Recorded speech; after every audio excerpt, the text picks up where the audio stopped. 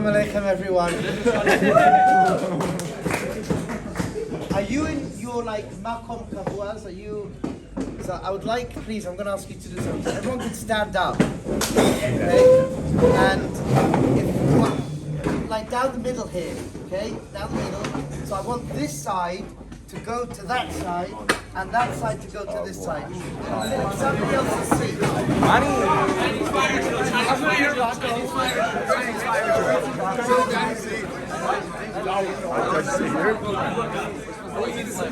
Okay.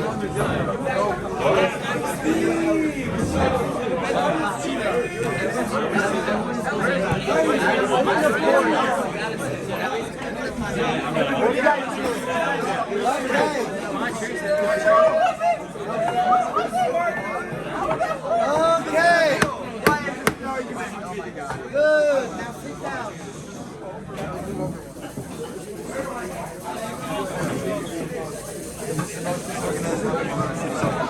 Okay. First of all, I found, your Divrei Torah, your Shtickle of Torah, I found very interesting because you're talking about the Chaim finishing Kol HaTorah Kula. Who's your Rosh Hashiva?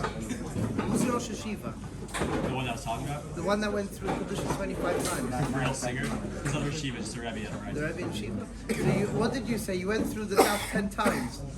Yeah. I'm thinking to myself, crikey! He's telling me Reb Chaim Kol HaTorah Kula. I'm saying 10 times? Whoa! So Mamish, kol hakavod to you. Don't give up. Keep on going with it. Keep on going. Same with the other siyumim. Very, very good. Don't undercut yourself. Don't undercut yourself. So Baruch Hashem. First of all, it's a schus. It's a brilliant schus, and it's good. I'm sad. I don't know all of you so well. That's my I'm sad. I don't know all of you so well, but Baruch Hashem. Shiva. Baruch Hashem. So, number one, I just want to tell some of the chevra that's going back and not coming back straight away. I'm gonna miss you. I'm gonna miss you.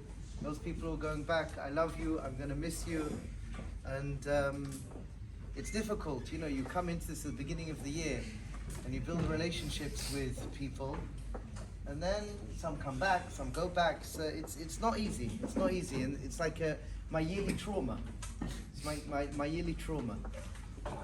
So shna bracha, mazel, and hatzlacha. Amen. Okay.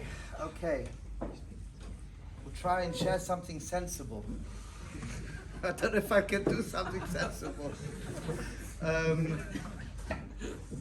We'll see. Okay. I won't make fun of the Zaks. Okay? I'm going to be very good. I'm not going to call them out or make fun of them. Okay? So you should feel comfortable. Where's the other Zak? Which one? He said, no, this one over here. Well, there's a few Zaks. I'm not going to make fun of you. I'm not going to single you out. Maybe. It may change. So let's maybe share two ideas. And you'll take what you'll take from the ideas. I don't know, listen, we hear these words. Question is, what do we carry with us? We try to carry things with us. We try to learn something, and then we try to, bring that something in and live it. And it's true. It's like a memory etched within us of hope as we listen. So it could be right now you're listening to everyone's shtickle of Torah, and subconsciously you're as well. I hope, for God's sakes, I can hang on to this. I really hope I can hang on to this. And sometimes we do, and sometimes we don't. Sometimes Zach saying it goes in one ear and comes out the other ear, other orifices as well sometimes. But the fact is that the nakuda is that there's a reality check that we do want. We do want to grow. We do want to build ourselves. And it's good for us. Very, very good for us. So I hope even if it's one little thing we can remember 5 years from now, 10 years from now. Just to stop for a moment and look around. Etch in your memory the fact that we're doing this right now. I think back when I was in yeshiva, and I wish I stopped more just to take a mental image. Of my friends. I have a WhatsApp group from 1995. We did it we did it whenever it was. I don't know when we did it. A WhatsApp group that have all the friends that have WhatsApp from yeshiva, and it's just amazing. Years by, I haven't seen some of these cover from like when I was in yeshiva, from 2000, 97, 98.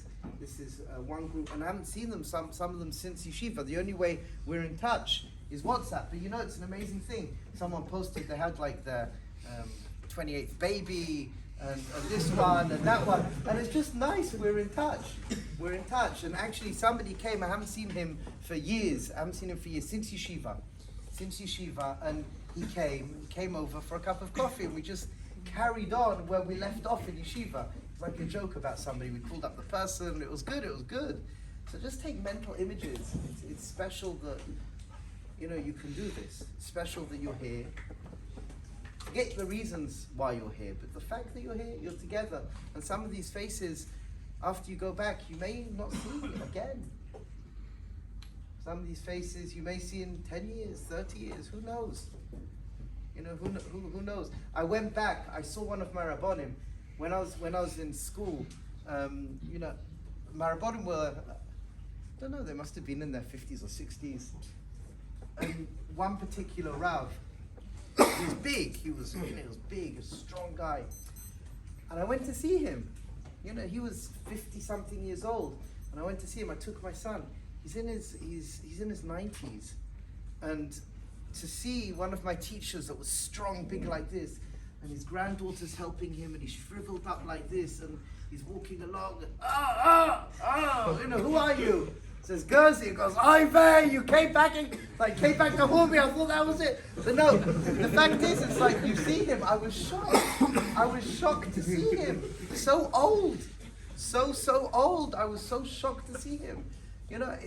I remember when I first became friendly with the yeshiva, they were in the other building. And if I could be a little bit chutzpahdik, I'm looking at Rabbi Citron.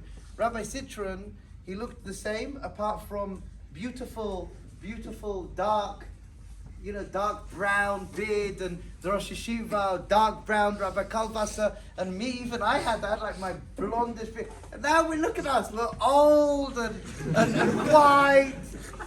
I shrunk. I used to be 6'3". I shrunk. I don't know. So, savor the moments. Savor the moments. Enjoy the moments. Because you never know if you're going to get it again. You never know if you're going to get it again.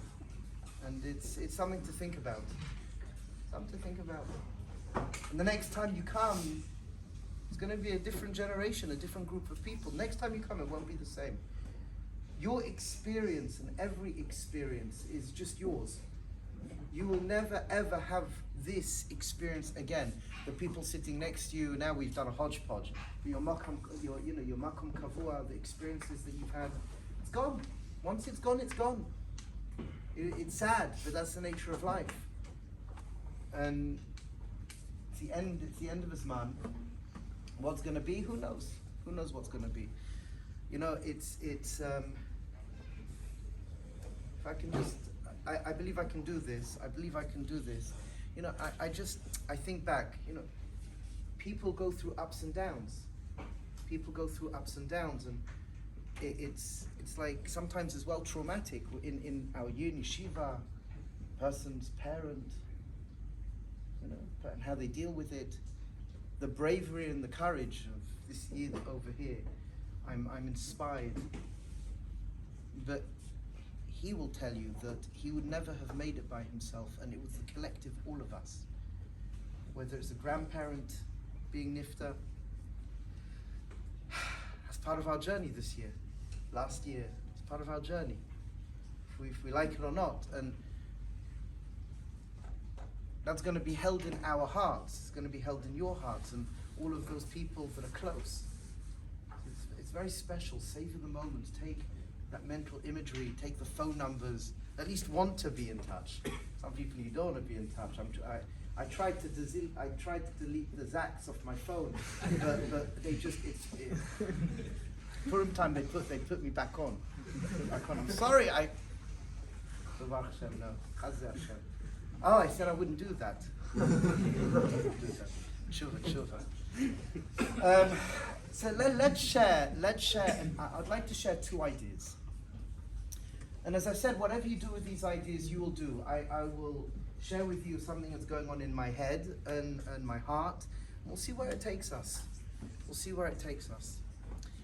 The first idea is that in life, the quality of our life, the way that we live our life, what we will become in life. So what I'm going to become in life, what I'm going to be, what we're going to be on our deathbed, is how we felt about ourselves in our life, what we believed about ourselves in our life. Because what we believe ourselves to be and what we believe about ourselves is going to birth the actions that we choose each and every moment. So if I believe something negative about me, so there's many things that I may do that I would not have done because I didn't have the guts to do it. I didn't have the courage to do it. But then on the other hand, if I feel healthy, strong, vibrant about myself, there's so many things that I will do. I will step forward and do. Why? Because I can. And I know that I've got something to offer. Because we have to remember the you that's here now is a you that was never around before. When you were not here, you didn't exist. And then when we one day, 180 years time, graduate from this world, if we go with the Andama, that we have to die and then, resurrection of the dead. So if we go with that Andama, so what happens is that once that candle has gone out, then the me, the you that exists, never again. So you have something to offer that's never been around before. You have a stroke within this reality to paint that is completely and utterly unique. The you that's you now, with the smallest little thank you, or the smile, or the wink of an eye to a friend, or a emoji on a text, that's uniquely you, and that flavor of you is just you. And what you believe about that is what will become of your life. It's something so important to realize. What you believe about yourself is how you will manifest. And the hope is you're big enough, strong enough, brave enough, you have enough courage that you can give something big. Big action, massive action. And we live in a day and age where people are okay being mediocre. And our message as Am Yisrael, one of our messages amongst the other messages, one of our main messages is there's no mediocre. We don't stand for mediocre. And whatever you do, you have a choice. Every single moment, do I put 1,000% in? Do I live fully engaged or not? It's your choice. No one could do it for you. You could be around people to encourage you, to share with you, to build you. When you're training, and you're trying to get that last bench press in, and your muscles are burning. For anyone who trains, you know what I'm talking about. Your muscles are full of lactic acid, and it's like your whole body and your mind is telling you, no, put it down. And then you have someone, no, you're doing it. And you manage to get that last few percent to lock out your arms. You manage to get, I'm talking about, yes? You wouldn't have done it if you didn't have that person screaming at you, shouting at you. But that's the nature of life. We can't do it by ourselves. We need each other. So say, finish that damn rep! You're gonna do it! Not giving up on you. You need it. We need it. We need each other. Nothing happens isolated. We're not born in a world of isolation. We're born in a world of connection. And there's a disease today. And that disease is loneliness. After work, I work mental health, a lot of mental health cases. Loneliness is a mad, crazy disease that shouldn't exist, but it does. It does. And each of you, each of us, as a human being, we have a responsibility to see, hear, and hold the other. We have a responsibility. And again, we're here right now. Doesn't matter what's going to go on in an hour's time, 2 hours' time. a year's time, you can even hold somebody in your heart. You could just think about them. Good thought, good thought. Very powerful, very powerful. But what you believe about yourself is transformational in the unique gift we have to give the world. And there's two principles, nighttime share, we speak about this very often. There's two principles, that's really important to understand. And really, I don't know what we do at night in night share, but I'm saying we have a lot of fun. But two main principles that we speak about in night share is the recognition that you live life, again, dependent on the way you feel about yourself, the way you experience yourself and what you give. And that's dependent on, we say two things. Number one, that you have a self-belief that I'm good. That I'm good. You have to believe, you have to work on it. You have to work on it. It doesn't come by itself, which is sad. Which is really sad. It doesn't come by itself and it's hard. It's a funny thing. We've done exercises before. Some of you will know what I'm talking about, but we've done exercises where you say to yourself, I love me. I love me. Or you allow somebody else to say to you, they look into your eyes and I love you. And it's sometimes really difficult. We've had more than once throughout the number of years of doing this. Sometimes a person can't get out their mouth that I love me, I'm good as I am. And sometimes they cry, sometimes there's a breakdown. Maybe some of you know what I'm talking about. It sounds very strange. It sounds very, very strange. Yet it's a very, with mental health issues, working with people, speaking to people, it's a crazy, it doesn't make sense, but that's the reality. So how do I feel about myself? How should I feel about myself? My belief about myself is I'm truly good. My essence is good. That's something that is very important to work on. The next is that I have the power to create the life that I want to live. I have the power to create the life that I want to live. These 2 points are such pinnacle points of self-belief in order to build us, to help us become something that really has never been before in this universe. And to realize that, to have that self-belief, I'm worth it. I am worth it. I'm good. My essence is good. And I have the strength to create the life that I want. And that self-belief, if you have that inside and you remind yourself, you create, affirmations and you smash it into you, dance it into you, you scream it, shout it into you, whatever it may be. But when you start living from a place of that self-belief, when you start living from a place, I'm worth it. I am worth it. I am worth it. Yehoshua Gerzi, yeah, you're worth it. You know what as well with Yehoshua Gerzi? I will do whatever I need to do. I've got that koyach. I can manifest whatever I want. So far it seems to have worked. It seems to have worked. Because it's true. It's true.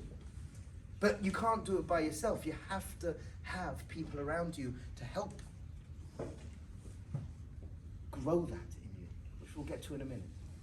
So the first point is I'm good and I have the power to create the reality that I want, the life that I want. The second is our faith, our emunah in HaKadosh Baruch Hu, our frameworks of thinking. Emunah, frameworks of thinking. So what's our frameworks of thinking? That Hashem is good. The cause of all causes, divine intelligence, is good. And the Be'er Olam, the cause of all causes, wants you to succeed and will support you in what you want to succeed in. So very, very important. That's the first point. That I'm good, my belief about myself, I'm good, and I've got the power, I've got the ability, I could learn the skills, and I could develop a greater ability to create the world that I want to live. I can create the life that I want. And the second is that Hashem is good. The cause of all causes is good, and the cause of all causes wants to support me in my success. Think about it, reflect upon it. If you don't believe it, do something about it. If you find it difficult to believe, do something about it. You can. You could speak to me, you could speak to others, and it's how we should live. Now just imagine if you take a world and people are emotionally healthy and they're sound of mind and they believe in themselves and they believe that Hashem's on their side, Hashem wants them to be successful, you will find most of the time, people do want good things for themselves and other people. It's an amazing thing. People want to be kind.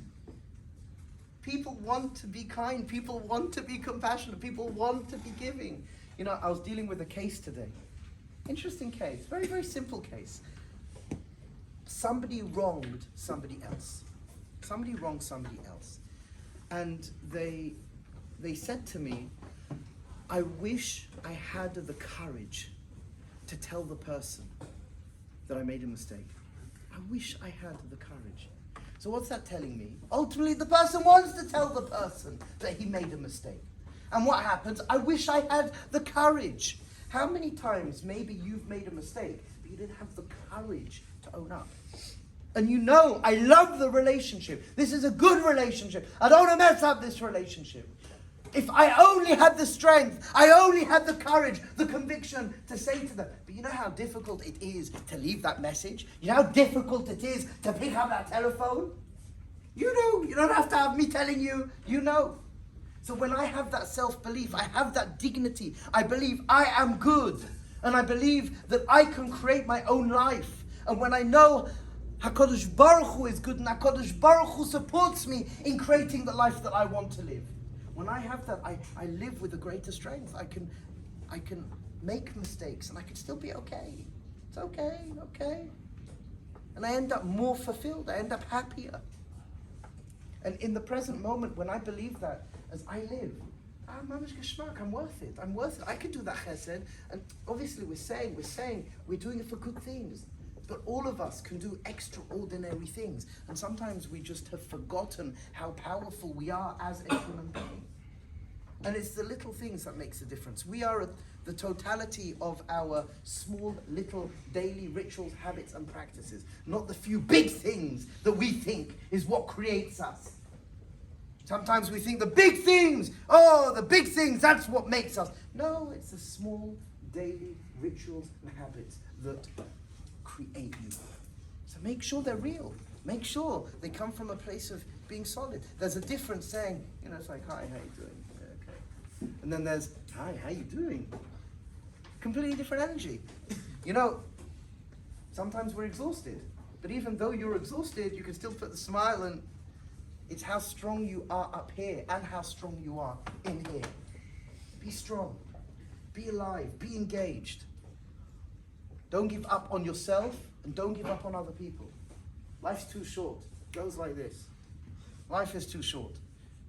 I know for me, people like, I often get asked, you can understand, they're like, what the heck are you on? Like, 3 o'clock in the morning, hi, how you doing? Yeah, amazing. Or 12 at night, I've just gone past my downtime. My downtime, 10 o'clock, I'm a little bit, but then afterwards, I perk up again.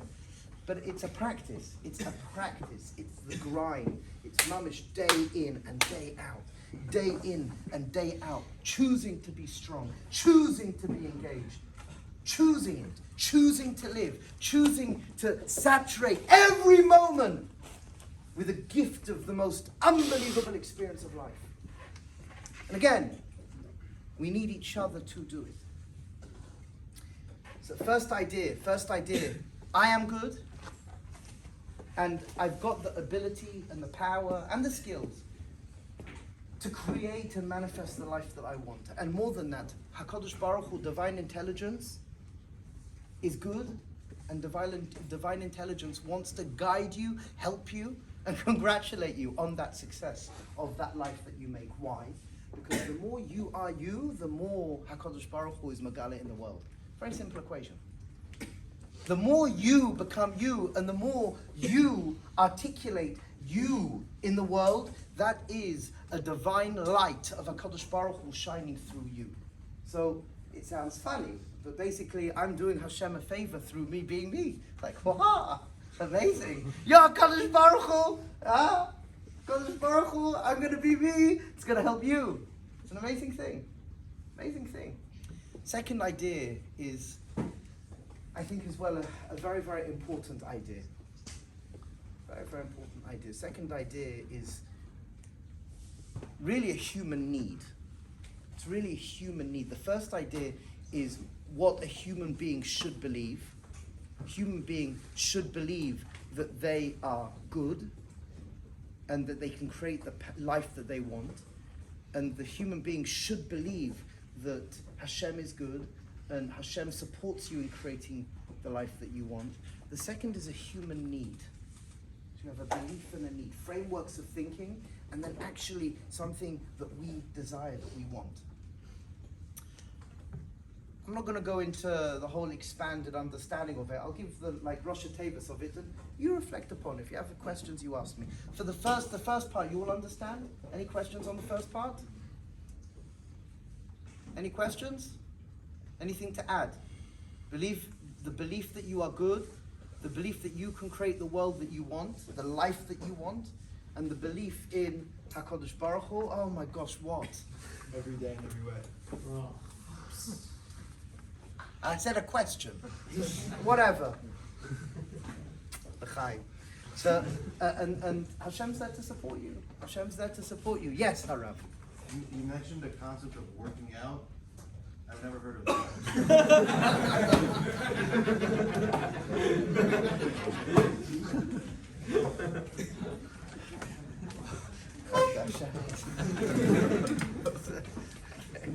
It's found in the Kabbalah. It's Kabbalah. You haven't started to learn Kabbalah. Only when you learn Kabbalah you'll start to working out. Sugar as well. Baruch Hashem.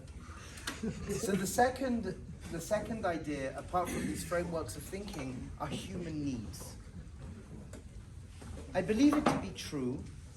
You have to think about it. The first need is a recognition that we thirst for stimulation. Piasetzner brings it, if anyone knows, the Piasetzner and others, there's a human need, there's a psychological need for stimulation.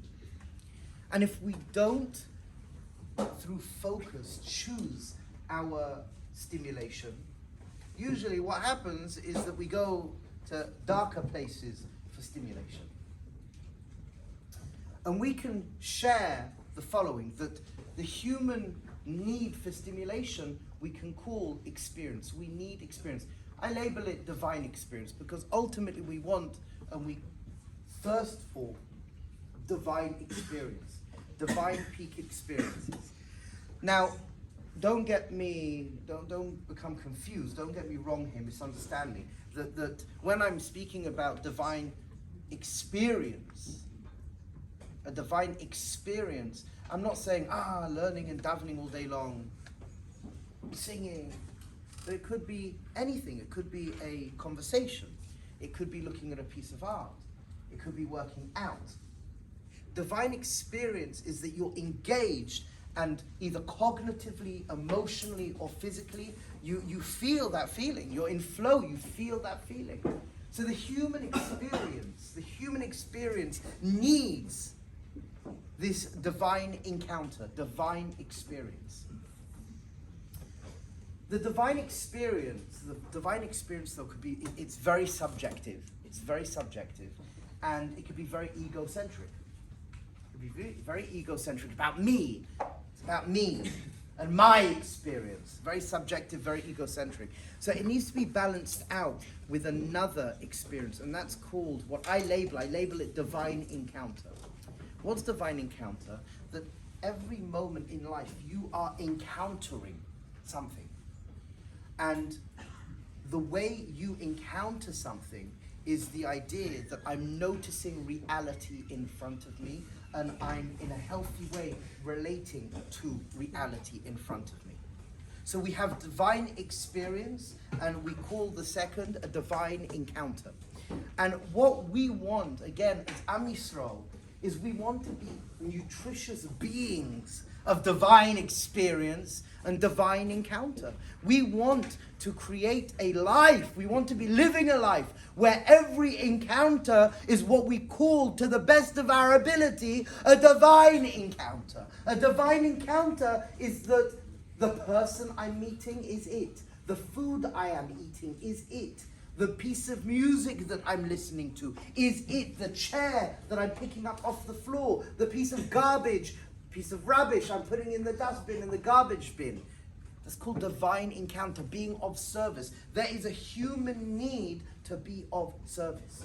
The divine encounter. And each and every encounter, according to our sacred ancient tradition, each and every moment is a divine encounter, hashgacha pratis.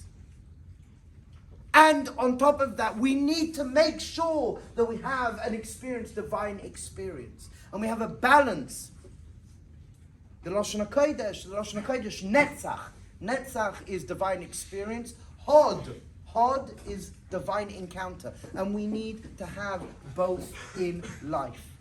And it happens to be, from a psychological perspective, when you're balancing out divine experience and divine encounter, and then you layer upon it the two beliefs that we spoke about, that I am good and I've got the capability to create the life that I want to be living, and HaKadosh Baruch Hu, divine intelligence, is good, and divine intelligence always wants to support me in my success. When I layer that together, you live a very healthy, fulfilled life. When I'm working on experiencing divine experiences, divine encounter, I have a divine experience and I have a divine encounter. Divine experiences, I am choosing to put myself in situations to allow myself in a healthy way to be moved, to be impacted, to be inspired. I'm purposefully going somewhere to be moved, inspired, and impacted. If you think about it, that's what happens when a person goes to a movie, when a person plays a game, when a person is doing something of the nature of the theater, whatever it may be. What you are in fact doing, the reason why it's so powerful and so addictive, is because you're choosing yourself to put yourself in a situation where you allow the guard down and you allow yourself to be moved, inspired, and impacted. Now, why it's so difficult sometimes in other areas of your life, of our life, is because we don't know about this and we don't choose to place ourselves in places that's nutritious in dropping the guard, allowing ourselves to be moved, inspired, and impacted. It's a choice. Divine experience is a choice. The question is, do you choose it or not? So, ways you can do that again. You can choose working out, you can choose music, you can choose going to a kumzit, you can choose speaking to a mentor, whatever it may be. But the fact is, human experience is a choice. I choose to place myself in a makom of stimulation where I allow myself to be moved, impacted, and inspired. And the human encounter, again, the consciousness of human encounter, that each moment is an incredibly rich moment. Doesn't matter what it is. The belief and the choice to experience this moment is a brilliantly rich moment. For me, I'm experiencing beautifully rich. You can choose here. You can choose right now that this should be a rich moment. Divine encounter. You can choose it. The person sitting next to you. Just look for a moment at the person sitting next to you. It's a divine encounter. Okay, you're going to have now a breakdown. Who do I look at? But the point is, it's just like divine encounter. Divine encounter. You look at somebody and it's a human being on planet Earth trying to figure out what is going on and how everything works, just as I am. It's human encounter. A divine experience, apart from a divine encounter, is I'm choosing to allow myself to be moved by the people around me, by the situation around me. So when we bring both these worlds together, when we bring the world of divine encounter, that it's the choice to saturate each moment with meaning. It's a choice. Divine experience, I choose to place myself in healthy stimulation, in healthy places to be stimulated. And coupled with the framework of thinking that I am good and I have the ability to choose every single moment how I want to express myself. Am I going to, God forbid, betray myself, or am I going to portray myself? It's my choice. My choice. Only your choice. Only our choice.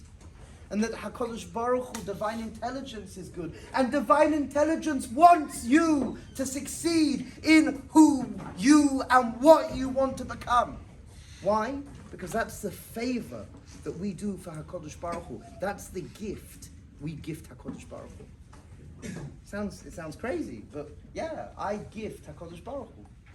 I gift HaKadosh Baruch Hu because the flavor, the light, the expression of the Yehoshua Gerzi adds to HaKadosh Baruch Hu, and if the Yehoshua Gerzi was never around, that flavor of HaKadosh Baruch Hu would never ever be around.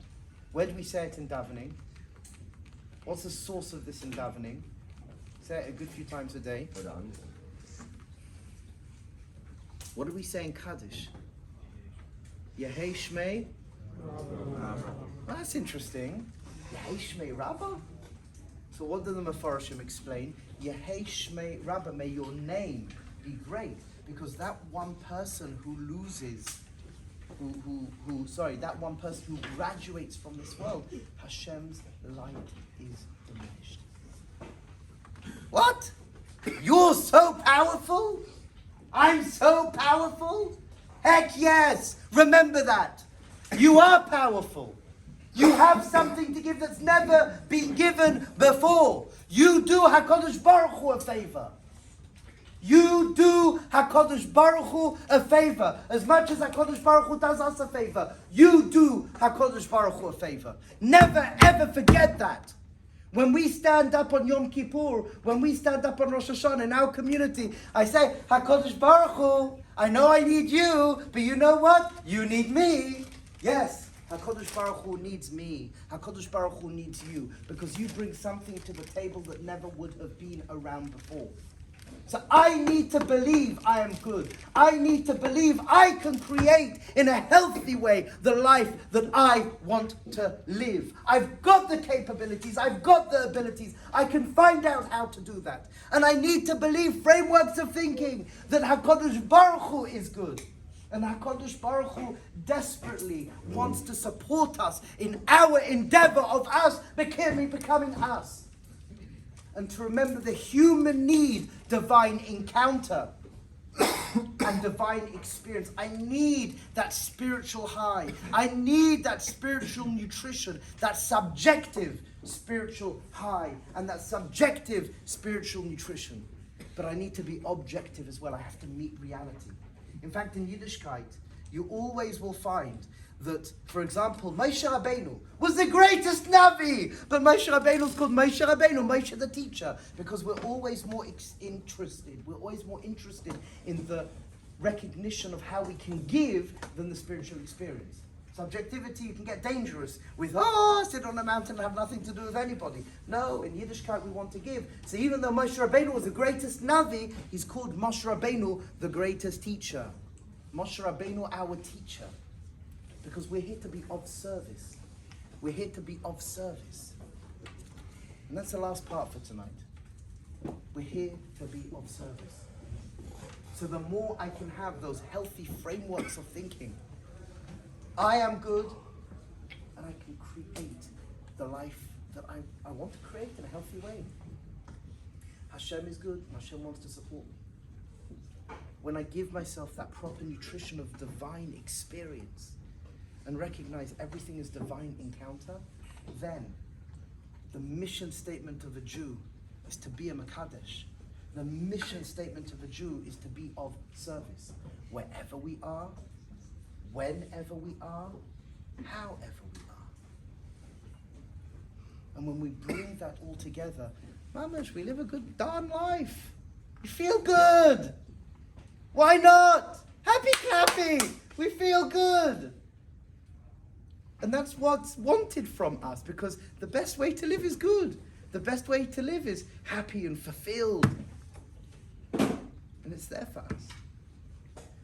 So wherever we are going to be in the next, 7,000 years, whatever we're going to be doing, be real, be alive. Feed yourself that nutrition of divine experience. And recognize everything is divine encounter. And believe that you're worth it. Believe you're worth it, and believe that you're capable of creating what you want. And HaKadosh Baruch Hu is good, and HaKadosh Baruch Hu's worth it, and HaKadosh Baruch Hu wants what you want. Go out and be of service and live strong, live engaged, live fulfilled, because it's your inheritance. It's your inheritance.